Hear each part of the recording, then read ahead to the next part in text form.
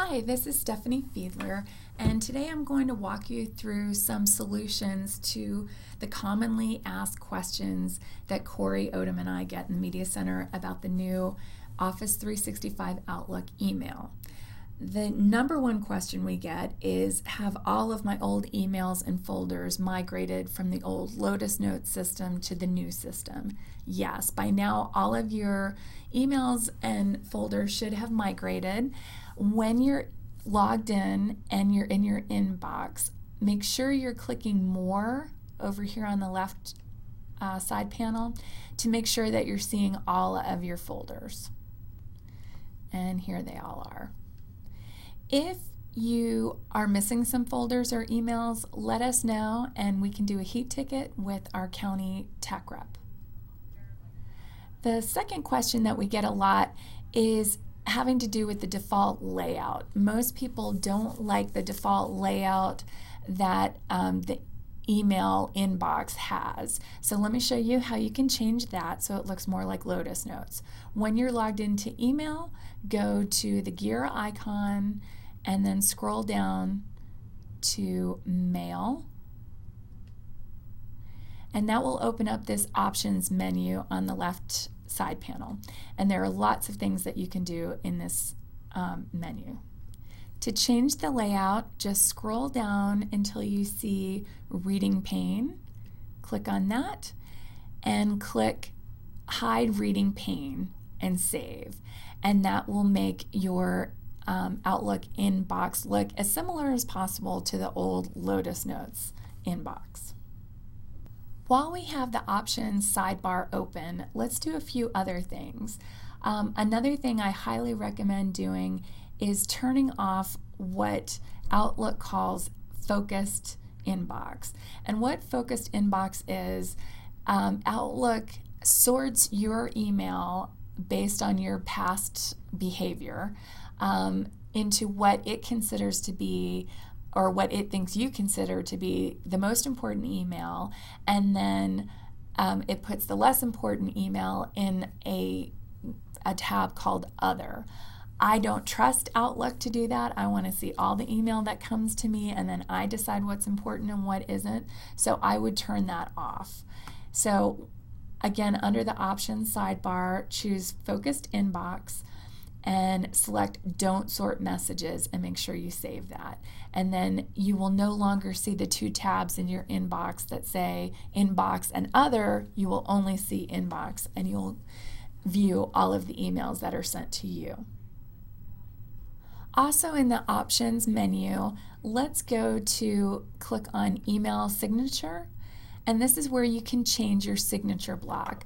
I really recommend taking a minute to add a personalized signature block, and you can choose whether it automatically includes with all of your new messages or not.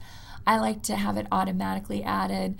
You can tell the person that you're communicating with a lot of information, especially contact information and what school you belong to and what role you have at that school. So you can do all of these changes, make things bold, italicized, underline, change the size, the font, the color. You can even add images. So you can do a lot with that. Just make sure you click Save, and then when you create new emails, that signature block will automatically show up. Okay, let's look up at the top here in options, and let's make some changes.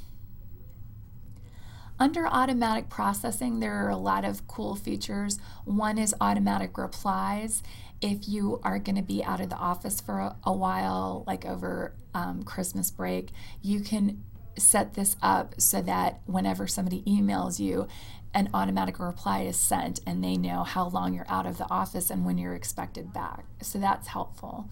Another thing that's nice here is under message options. Click on that, and if you get annoyed with the sound that Outlook makes whenever new items arrive, that can be really distracting, especially in a classroom setting. Go under message options and uncheck these boxes and save. This is optional, but I would also highly recommend going to reply settings.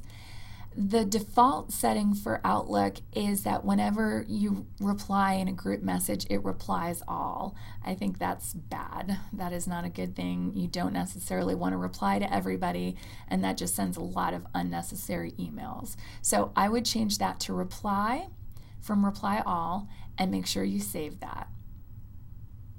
Now, speaking of replying and forwarding, let's close out of options. Close the gear icon, and now we're back to our inbox. So let's get an email. I'll take this one here. Okay, this is a group email. It was sent out to several people. You can see that I have my default is reply and not reply all. But let's click on this little down arrow here, and you can see there's a lot more actions you can choose from. At this point, you can decide to reply all if you want everybody in the conversation to see this. If you want to forward the email to somebody else, you can do that. You can delete it, of course, and this is also where you can print an email if you so choose. Back to the inbox. You don't even have to open certain emails if you know that you don't want them. If you hover your mouse over it, you have some options. You can delete it, you can move it to a folder that you've already created, or you can archive it. This one I know I'm going to delete, and I'm probably going to delete that one too. Let's look at this bar up here, specifically new. If you click on new, this is a new email, and this is how you would send an email. Now notice my signature block automatically appears. If there's somebody in the county that's already listed, they'll pop up, so that's nice and convenient. When you're done, you simply send it.